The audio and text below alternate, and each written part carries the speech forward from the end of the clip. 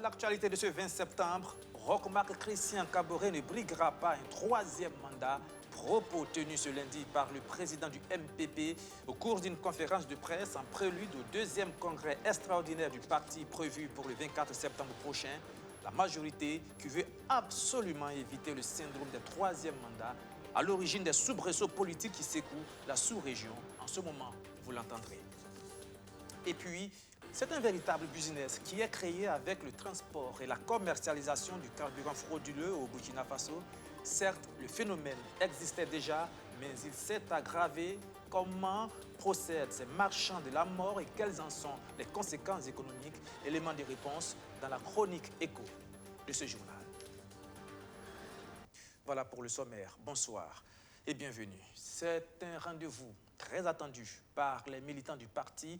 Et cela d'autant plus que le deuxième congrès extraordinaire du MPP devrait aboutir au renouvellement des instances dirigeantes de la majorité. À 4 jours de cette échéance, on met la bouchée double. Ce matin, le président du MPP était face à la presse, occasion pour Simon Compaoré de se prononcer sur l'actualité politique sous-régionale marquée par la situation très agitée en ce moment au Mali et en Guinée. Le chef de la majorité, écoutez bien, écarte toute tentation de troisième mandat pour Roch-Marc Christian Kaboré, la majorité qui veut éviter le piège du troisième mandat. Le point de Arsène Konitamde. L'actualité récente de la sous-région ouest-africaine est marquée par des coups d'État. D'abord le Mali, puis la Guinée, après le troisième mandat controversé du président Alpha Condé. Ces incursions militaires sur le terrain politique suscitent des inquiétudes dans les pays voisins. En marge de la conférence de presse du mouvement du Peuple pour le Progrès, Simon Compaoré s'est voulu clair. Les mêmes causes produisent les mêmes effets. Le MPP ne se laissera pas bercer par les mélodies des chantres du troisième mandat. Donc, pas le troisième mandat. En tout cas, le pouvoir va aller aux mains d'une autre personne que le camarade Roch-Marc Christian Kaboré lorsqu'il aura terminé son mandat.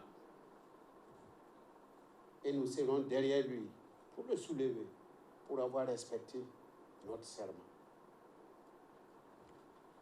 Le prochain congrès du parti, prévu du 24 au 26 septembre, sera un moment d'introspection et de réflexion sur les grands défis de la nation, notamment la situation sécuritaire.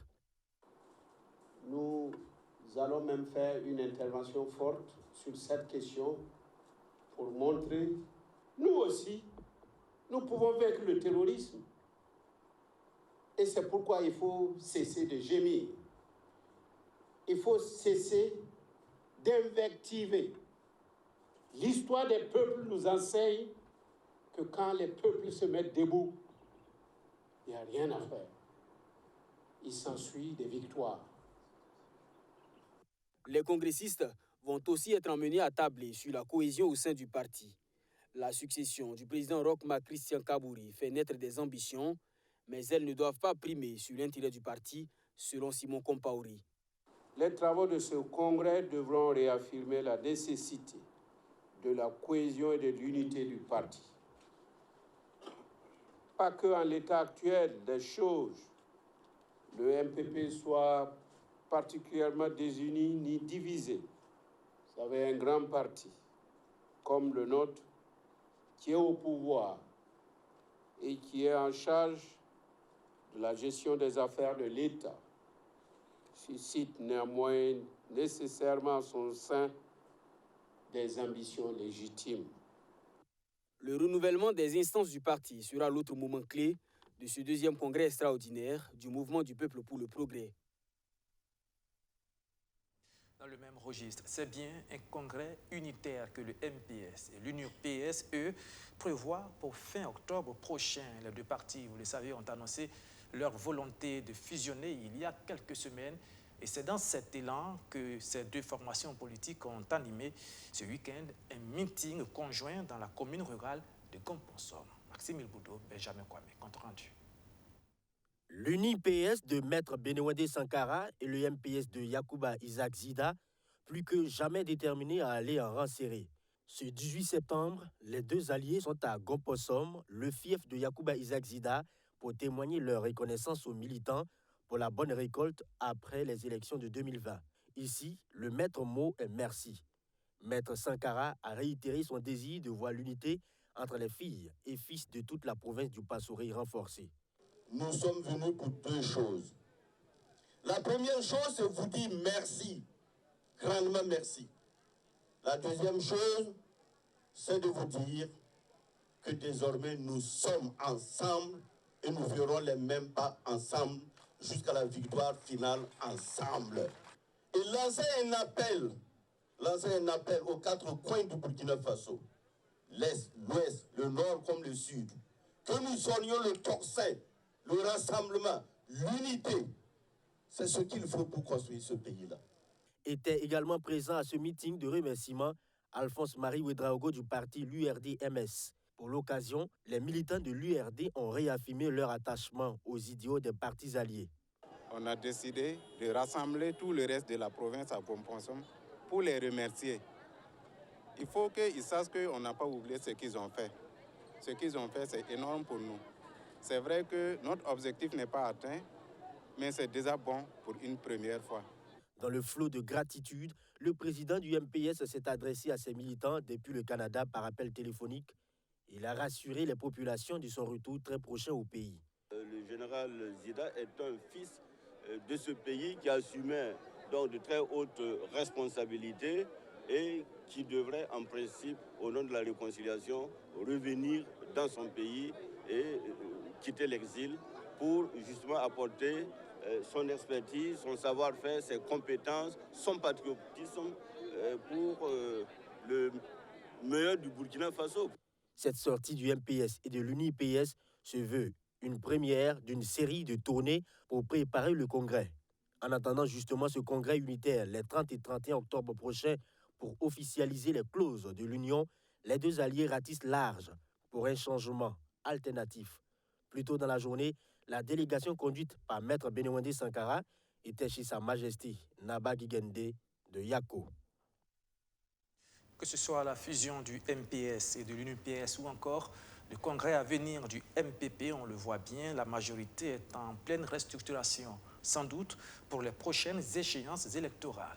Et les toutes prochaines, ce sont bien les municipales, dont l'organisation sera aussi le premier test de la nouvelle direction de la Commission électorale nationale indépendante. La CENI, qui poursuit ses séries de consultations.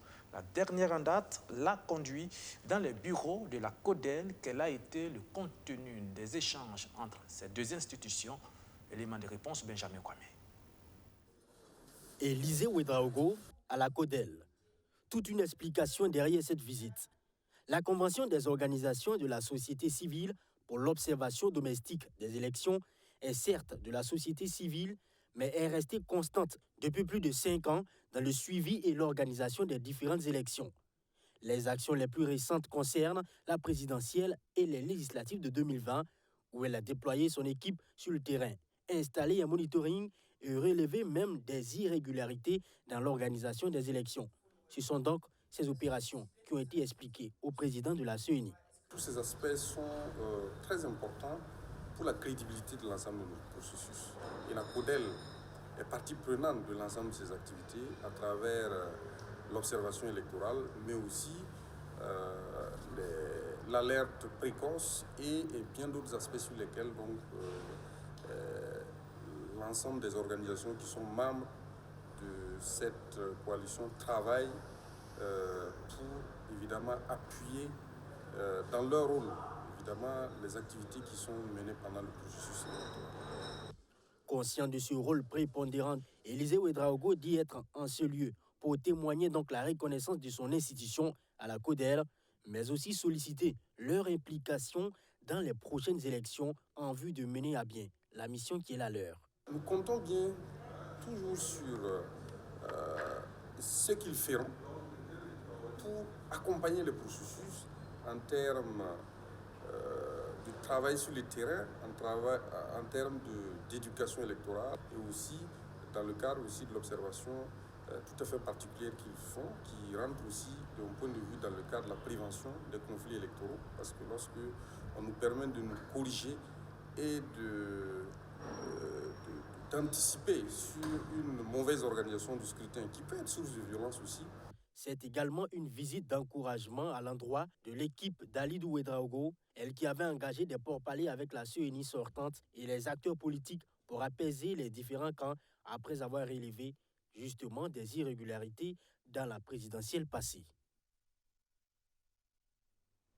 Tout autre chose, et elles sont récurrentes, les plaintes d'agents de l'État sur la problématique de la gestion des plans de carrière. La question de la santé, de la sécurité au travail aussi, la difficulté d'obtention de certains documents administratifs. Eh bien, toutes ces situations, entre autres, ont été prises en compte dans la nouvelle stratégie de réforme de l'administration du travail engagée par le ministère en charge de la fonction publique, un document qui a été soumis à validation aux experts en la matière au cours d'un atelier. Plus d'explications, Maxime Ulboudou et encore Benjamin Kwame. C'est un document, s'il venait à être adopté, permettra une meilleure coordination dans les différentes réformes au sein de l'administration du travail afin d'offrir de meilleurs services aux Burkinabés. Au cours de cet atelier de validation, les cadres de l'administration publique examinent le plan stratégique de réforme de la direction des ressources humaines. La réforme concerne 7 axes orientés vers le renforcement des capacités des outils de travail juridiques et la mobilisation des ressources financières. L'atelier national que nous allons faire ce matin porte sur la validation du plan stratégique qui a été élaboré, vous l'avez suivi tout à l'heure, par un groupe d'inspecteurs du travail. Et aujourd'hui, nous sommes en train de vouloir justement voir quel est le contenu de ce plan stratégique-là, aussi bien sur le plan institutionnel, organisationnel, sur le plan des ressources humaines, sur le plan de la communication. Parce qu'aujourd'hui, quand on parle de l'administration du travail, il y a bien sûr l'inspection du travail, mais il y a aussi d'autres acteurs. Ces documents mettent également à nu les grands défis de l'administration du travail, notamment le dialogue social et la santé-sécurité au travail. L'objectif de cette réforme est d'accroître les performances du ministère de la fonction publique dans la délivrance des prestations de qualité aux usagers. L'élaboration et la mise en œuvre de ce plan stratégique de réforme de la direction des ressources humaines s'inscrit dans une démarche pragmatique qui participe de la volonté d'aider le gouvernement au respect de ses engagements et d'offrir les meilleurs services aux citoyens burkinabés. La validation de ce document marque un tournant décisif qui se produira dans la pratique par des réformes en vue de mieux adapter l'administration du travail à ces défis d'aujourd'hui et de demain.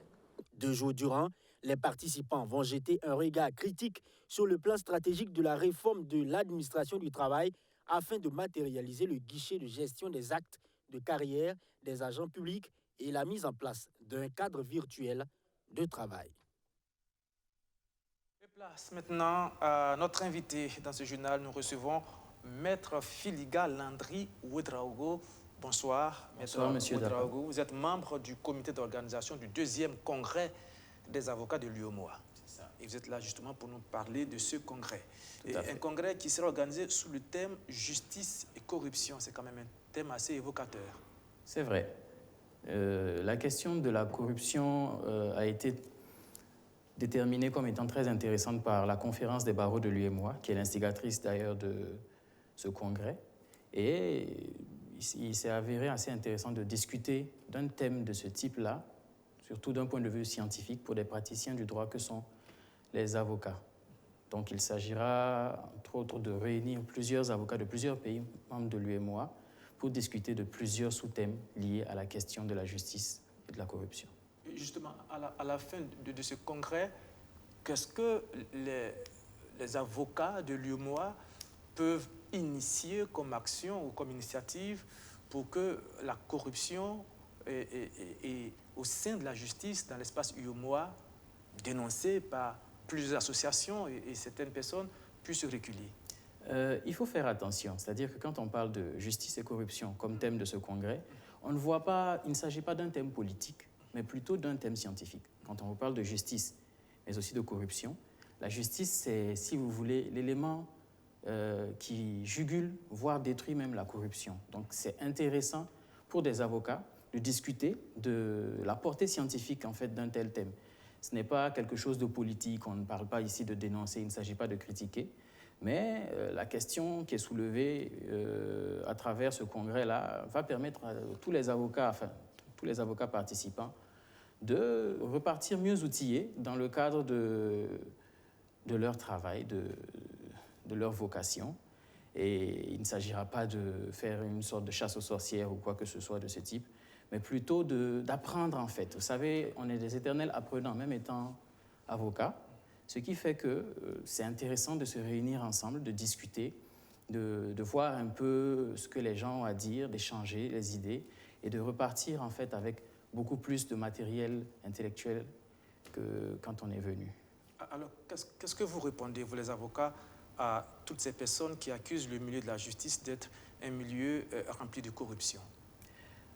Si vous dites que ce n'est pas un problème politique, que c'est un problème scientifique, est-ce que dire aujourd'hui qu'il y a de la corruption, on ne dit pas que tout le monde est corrompu, qu'il y a de la corruption au sein de la famille de la justice, que ce soit magistrat, juge ou avocat, est-ce que ceux qui dénoncent cette pratique sont dans l'irréel ou est-ce que c'est une réalité pour vous les avocats? Il y a un écrivain, Frank Herbert, qui disait « La corruption revêt une infinité de déguisements ». Voilà. Ce n'est pas le lieu pour moi ici de déterminer s'il y a bel et bien des personnes corrompues ou de la corruption au milieu de la justice, des avocats, etc. Mais c'est difficile en fait d'apporter une réponse à ces personnes-là parce que, comme vous le savez bien, il y a des choses qui doivent être prouvées. Et nous, en tant qu'avocats, notre devoir, justement, à travers ce congrès-là, c'est de discuter de la question, d'établir, en fait, quelles sont les procédures à suivre dans certains cas, à travers notamment les sous-thèmes qui seront abordés. Il y a même des magistrats, d'ailleurs, tout le monde est invité, et de discuter un peu pour voir qu'est-ce qu'on peut en tirer comme outil pour pouvoir, justement, je le disais tantôt, améliorer notre façon d'aborder notre vocation d'avocat, c'est-à-dire défendre les intérêts des populations. D'accord. Défendre les intérêts des populations. Eh bien, est-ce qu'aujourd'hui, ces populations-là, dont vous défendez les intérêts, sont à mesure de pouvoir avoir accès aux services des avocats dans l'espace UEMOA? Je veux parler des populations qui ont des revenus assez modestes. Bon, vous me posez une question à laquelle je ne peux pas répondre, étant donné le statut que j'occupe. C'est-à-dire que je suis là ce soir en tant que membre du comité d'organisation. Mais de ce que je sais... Du comité d'organisation du congrès des avocats. Du deuxième congrès des avocats de l'UEMOA, c'est ça. Mais de ce que je sais, la justice, en tout cas l'accès aux avocats est assez ouvert, en tout cas dans ce pays, et même dans tous les pays de l'UEMOA. Nous sommes assez ouverts, nous recevons tous les jours, quelle que soit la bourse que ces personnes-là présentent, nous recevons des personnes qui ont des droits à défendre, qui ont des réclamations, etc. Et il n'y a jamais eu de véritable problème à ce niveau-là. En tout cas, pas de ce que nous apercevons. Alors, du 21 au 23 septembre prochain, de quoi sera-t-il question pendant ces 3 jours de congrès? Bon, nous l'avons évoqué tantôt. C'est vraiment de discuter de l'aspect scientifique en fait, de la question soulevée, c'est-à-dire justice et corruption. Donc, voir un peu les déclinaisons, les procédures, notamment quand on parle de blanchiment de capitaux, quelles procédures est-ce qu'il faut suivre un peu la corruption devant le juge administratif, etc. Ce sont des thèmes très intéressants abordés par des personnes quand même très outillées et qui seront suivis avec beaucoup d'intérêt par la communauté des avocats de l'UEMOA qui sera présente. Vous avez parlé de corruption devant le juge administratif et pourtant vous venez de dire il y a quelques minutes que vous ne savez pas s'il y a la corruption dans le secteur de la justice. Mais bon, on va continuer, c'est pas bien grave. Alors, faites attention aux mots que j'utilise. Oui, quand je dis corruption devant le juge administratif, c'est un thème. Et c'est un thème qui évoque en fait, pas le fait que le juge administratif soit corrompu ou quelque chose de ce type, mais lorsque la corruption intervient dans le cadre d'une procédure administrative qui est devant le juge, comment est-ce que la procédure, qu'est-ce qu'il est censé se passer? Donc c'est possible qu'il y ait de la corruption dans tout le processus au sein de la famille de la justice. Ça n'a rien à voir avec ça. D'accord, on va continuer. Qui viendra à ce deuxième congrès? Oh, nous avons des avocats de plusieurs pays, donc déjà évoqué du Mali, du Niger, de la Côte d'Ivoire, du Cameroun même.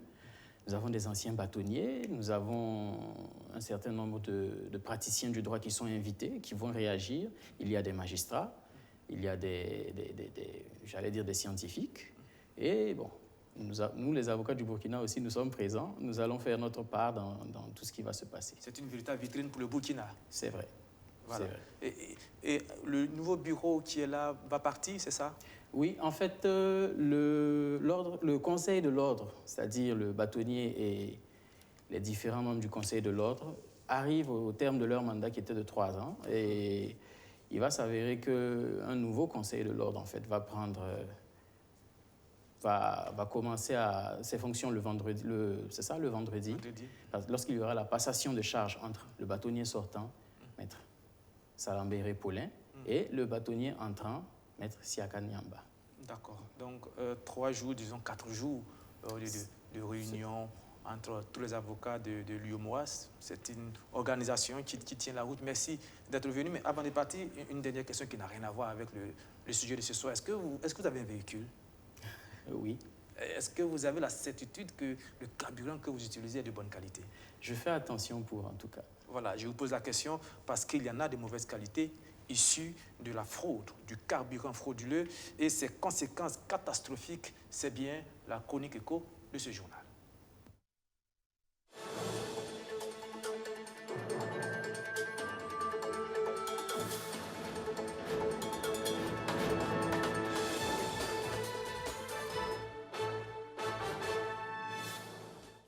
Eh bien, le phénomène n'est pas nouveau, mais il a pris de l'ampleur ces dernières années. Le business du transport et de la commercialisation du carburant frauduleux bat son plein. Le danger est permanent, transporté parfois dans des fûts au mépris de tout protocole de sécurité, desservi souvent dans des zones non habilitées, des procédés à l'origine d'incendies aux conséquences très dramatiques.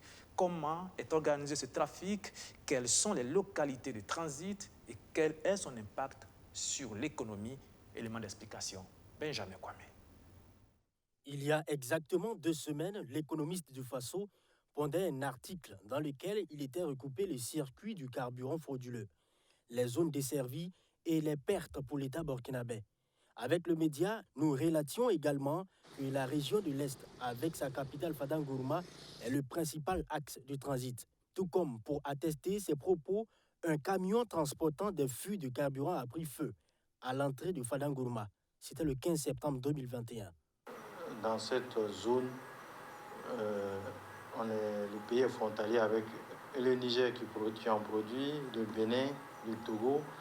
Et les informations que nous recoupons font état que le Bénin, avec la fraude reconnue un peu dans ce pays via le Nigeria, alimente un peu ce trafic illicite-là.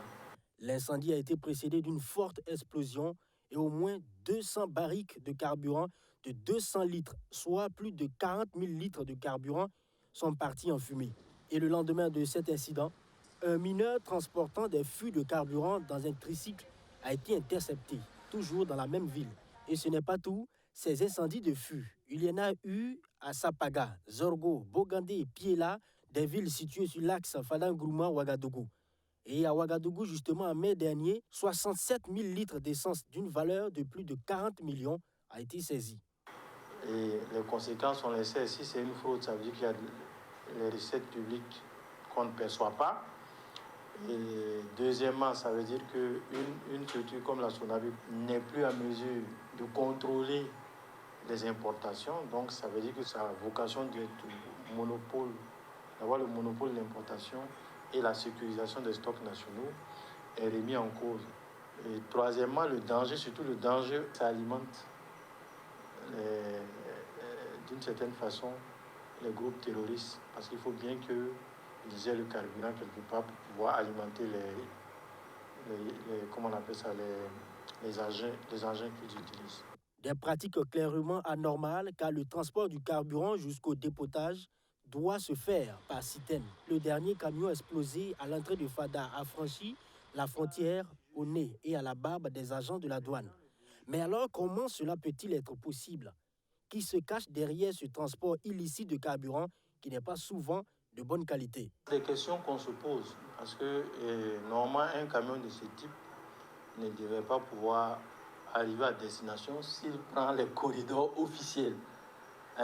Et si ce corridor, il y a les forces de sécurité chargées par exemple du contrôle, l'ONASER qui regarde la sécurité des cargaisons.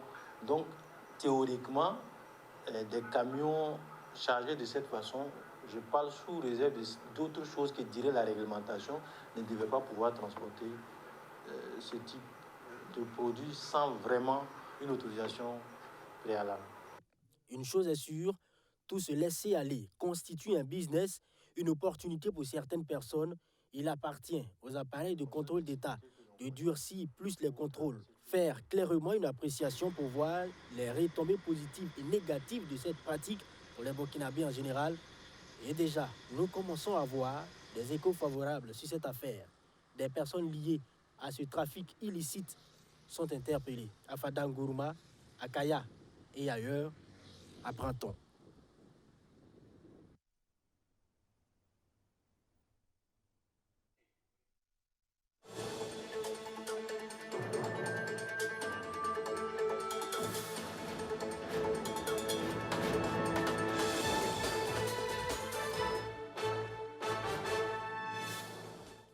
Voilà la suite de ce journal. Le 17 septembre de chaque année, la communauté mondiale célèbre la sécurité des patients et le Burkina Faso n'est pas resté en marge de l'événement. Une célébration placée cette année sous le voile du soin maternel et du soin néonatal, l'occasion pour le ministre en charge de la santé d'exhorter tout le personnel soignant pour un accouchement sûr et respectueux. Benjamin Kwame. Sur la même table, Clémence Dabiré, l'épouse du chef du gouvernement Christophe Dabiré, Dr Alimata Diarra Nama, représentante résidente de l'OMS, et le professeur Charlemagne Ouedraogo, le ministre de la Santé. Des autorités réunies pour célébrer la sécurité des patients. Soins maternels et néonatals sans risque, c'est sous ce thème qu'a été commémorée cette journée. Occasion d'exhorter tous les acteurs du monde de la santé à agir de façon efficiente pour un accouchement sûr et respectueux. La santé de la mère et du nouveau-né est quelque chose de très important. Vous savez très bien que la santé de la mère et de l'enfant constitue un indicateur de développement dans tous les pays du monde entier. C'est pour cela que nous avons voulu célébrer cette journée et rappeler à l'ensemble de la communauté nationale et internationale qu'il est important d'investir dans la santé des mères et de l'enfant. Et que dans cet investissement, nous devons faire en sorte que la mère et l'enfant soient protégés avec l'ensemble des mesures qui sied pour que les soins qui sont offerts à ce couple mère-enfant puissent être des soins efficaces, des soins de qualité. Si l'appel consiste à protéger l'enfant et la mère, il est à noter aussi que les agents de la santé commettent souvent des erreurs dans l'exercice de leurs fonctions, notamment liées au suivi des grossesses ou à l'accouchement. On parle de plus de 800 femmes qui meurent chaque jour dans le monde. En effet, à travers le monde, 810 femmes meurent chaque jour de causes en lien avec la grossesse et l'accouchement qui pourraient être évités. Environ 7000 nouveau-nés meurent chaque jour, soit 47% de tous les décès d'enfants de moins de 5 ans. À cela, il faut ajouter les 2 millions d'enfants morts-nés qui sont enregistrés chaque année. Conscient de ce fait, le ministère en charge de la Santé mise sur un bon plateau technique. Si vous avez un plateau technique qui est insuffisant, c'est difficile de donner des soins en toute sécurité. Si vous avez une insuffisance en énergie avec des pannes d'électricité, c'est difficile de donner des soins de qualité en toute sécurité dans l'obscurité. Si vous avez des agents de santé qui sont absents à leur poste de travail au moment où ils doivent être, c'est difficile de parler de sécurité des soins et donc de qualité des soins. Donc autant d'insuffisances que nous pouvons vous égrener, ce qui est important, c'est de les reconnaître en toute âme et conscience et de prendre l'engagement pour corriger ces insuffisances. La Journée mondiale de la sécurité des patients, c'est aussi une tribune pour féliciter et encourager tous les acteurs du système de la santé qui œuvrent chaque jour pour le bien-être de la femme et du nouveau-né. Et nous terminons avec cet élan de solidarité de l'ONG SOS Village d'enfants et de ses partenaires qui ont justement procédé à la clôture du projet d'aide d'urgence de Kaya, un projet qui avait été mis en œuvre sur une période de 15 mois avec pour objectif de contribuer à soulager la souffrance des enfants et des femmes sur les sites des déplacés internes et à leur offrir une éducation alternative. Abdelaziz Sari nous en dit plus.